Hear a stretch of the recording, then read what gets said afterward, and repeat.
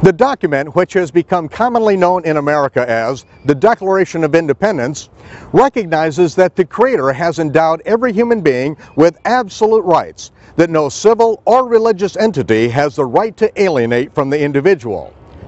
The public school system in the United States was originally established to teach children how to read the Bible so that they could never be stripped of their God-given rights. For the past several generations, however, the Department of Re-Education in Washington, D.C. has forced the once independent schools to teach that life is just the result of millions of years of aberrant chance mutations in a purely mechanical universe, and there is no creator. The nice sterile term for this is evolution. But if there is no creator, then there are no creator-given rights upon which our republic was founded. Without God-given rights, we are left with only government-given rights. And what the government giveth, the government taketh away. If there is no creator, we have neither God-given rights nor God-given responsibilities. There is no right or wrong. And we, like all animals, are reduced to survival of the fittest. And if it feels good, do it.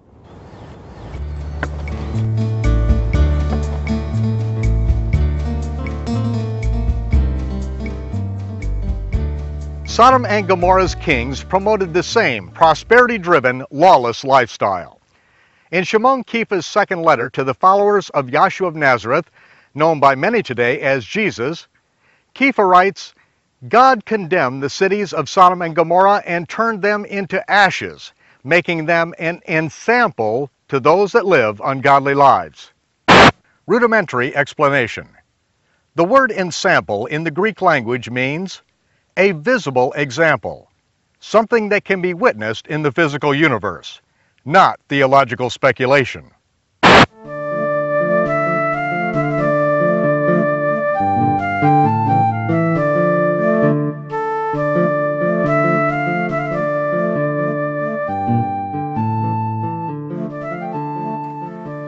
Just as surely as the Almighty does not rain fire and brimstone down on every generation or city in which there's gross wickedness, He has left a testimony in the earth for these last days.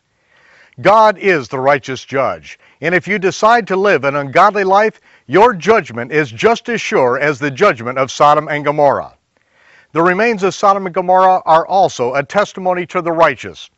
Lot remained righteous in the midst of a sick, twisted, and perverse world. God delivered the righteous in the day of His judgment then, and He will deliver the just as He shakes the earth in these last days.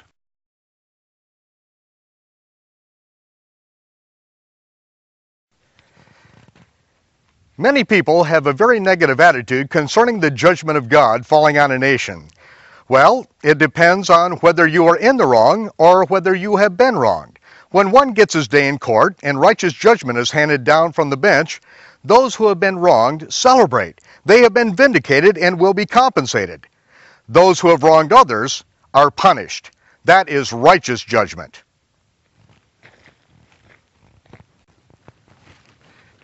God's judgment on Sodom brought relief to those who were shackled in dungeons until they were abused to death. It ended the rape and murder of other men who had entered into the city expecting to conduct business and then return to their wives and children, only to be defiled mercilessly before being bludgeoned to death. It ended child pornography and sex slave markets. It ended kidnapping and prostitution rings. It ended the murder of babies conceived in the free sex atmosphere of Sodom's singles bars, church dating clubs, and the private studies of lawless clergy. Perhaps it ended the first syphilis and AIDS epidemics that would have wiped out the world before the age of modern medicine.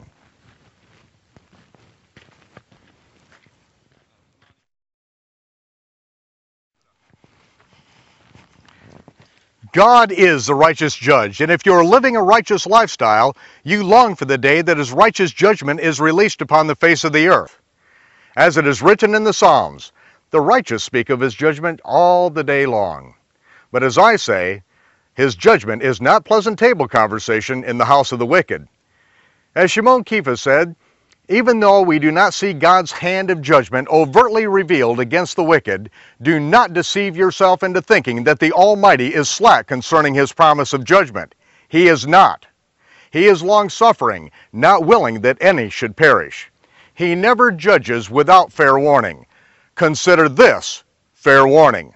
The day, the millennium of the Lord, is at hand.